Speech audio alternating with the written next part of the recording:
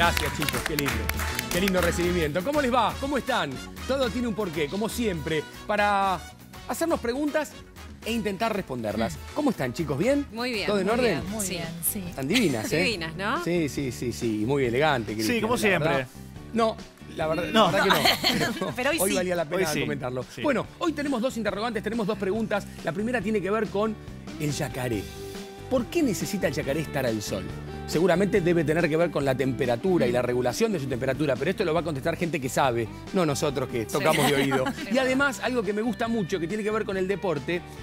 ¿Por qué es el deporte nacional el pato? Y vamos a hablar un poco del pato, porque claro, se jugaba mucho, hoy se juega por ahí un poco menos, pero es apasionante, es muy lindo.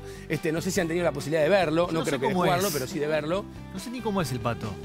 Es una barbaridad que estoy diciendo, pero hoy por eso voy a estar hoy en el programa, para aprenderlo, pero no sé cómo es el pato. Y sé que Juega a caballo mirá. y tenés como una pelota que tiene manijas. Entonces vos tenés que ir agarrando la manija, la tenés que meter como en un arco que está del otro lado. Son como 200 metros de largo la cancha. Okay. Es como un polo, pero... Es como el polo, sí, bueno, es como el polo, pero nada que ver. Como que es un básquet, un básquet Sí, está buena la comparación. Está bueno. Bien, Está bien. así que bueno, vamos a empezar con el tema del yacaré. Cristian, ¿quién nos visita? El doctor Fernando Pedrosa. Fernando es médico veterinario, es presidente del Colegio Veterinario de la provincia de Buenos Aires. Se desempeña como docente en la formación de veterinarios en el área de animales no tradicionales. Bienvenido, ¿cómo le va? ¿Qué dice? Bueno, un gusto. ¿Todo un gusto bien? grande. La verdad que es la segunda vez que Por vengo eso, acá. claro. Así que ya Ya es de la casa. conocido.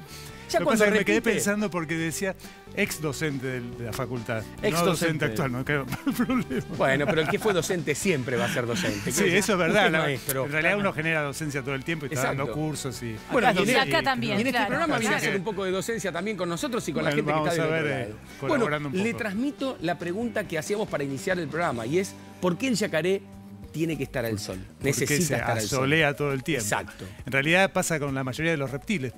En realidad el yacaré es un cocodrilo, es de la familia de los cocodrilos y necesita estar al sol justamente para aumentar. Es lo que vulgarmente se habla de animales de sangre fría, Claro. que está mal dicho, porque en realidad lo que hacen es no regular temperatura. Son especies muy ancestrales, entonces los mamíferos y aves hemos evolucionado a generar nuestra propia temperatura.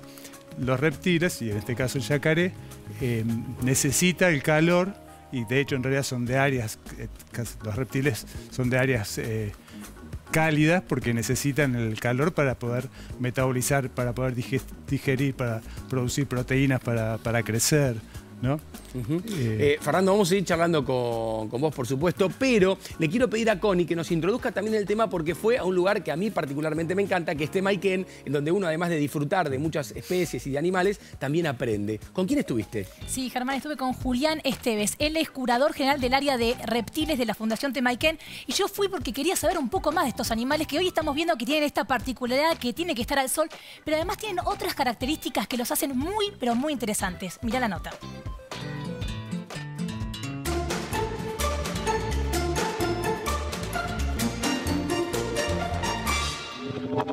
Julián, ¿cuántas clases de yacaré hay? Tenemos varios, ¿no? Del género caimán tenemos 3, del Melanosuchus tenemos 1 y del Paleosuchus tenemos 2.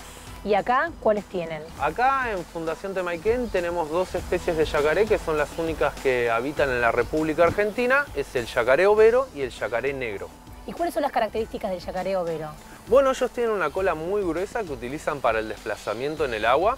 Las patas de atrás tienen membranas, que también es para el desplazamiento en el agua. Las patas de adelante son para despegarse del suelo cuando caminan por la tierra y suelen tener el hocico bastante corto y bastante ancha la cabeza, a diferencia de otras especies de yacaré.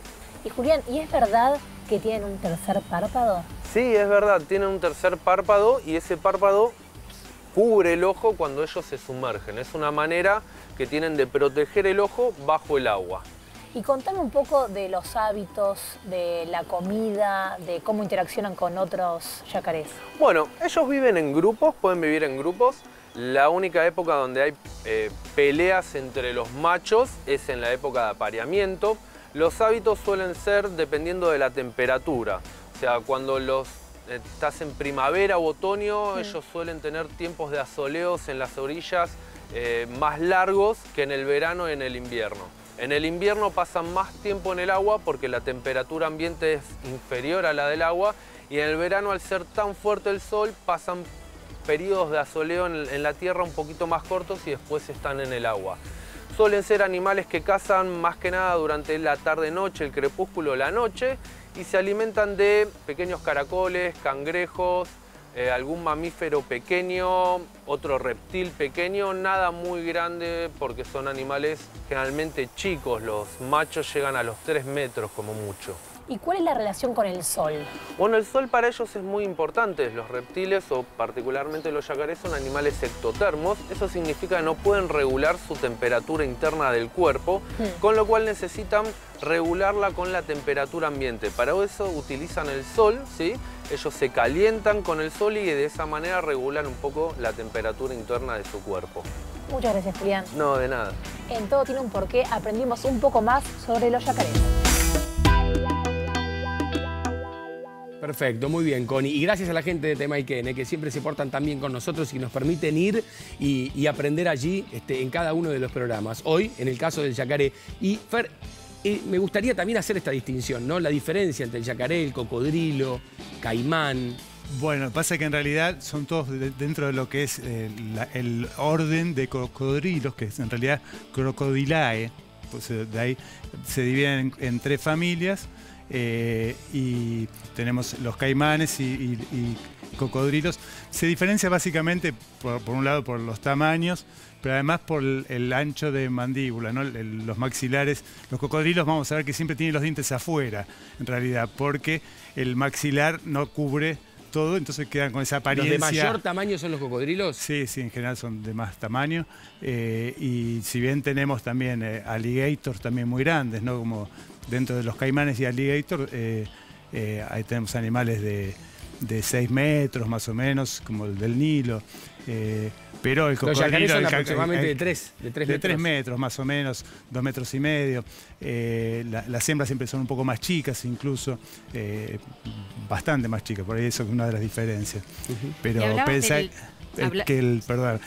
que hay cocodrilos, el cocodrilo marino puede llegar a pesar 1.700 kilos, o sea, estamos hablando de 8 o 9 metros. Claro, un poquito grande, ¿no? Sí, claro. Que hablaba de las mandíbulas y me llamaba la atención cuando leíamos para este programa de que ellos cuando agarran su presa no mastican, digamos, no tienen la posibilidad de masticar con esos dientitos que tienen. No, de hecho en realidad fíjate que cuando se agarran algo más longilíneo, en general tratan de ponerlo transversal para poder cortarlo un poco y son meterlo, como guillotinas, ¿viste? ¿no? La mandíbula actúa de esa manera, pero no mastica. No mastica. Y los dientes son de cambios permanentes, o sea, van creciendo permanentemente.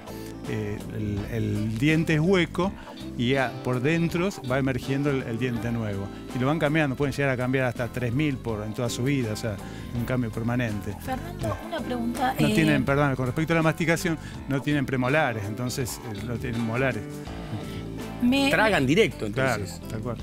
Me llamó mucho la atención cuando estaba haciendo la nota que yo tenía los yacarés enfrente y se quedaban así, como estatuas, pero mucho tiempo. A ver, ¿cómo hace el yacaré? Así. Qué raro, y yo ¿no? decía, ¿por qué no se mueve?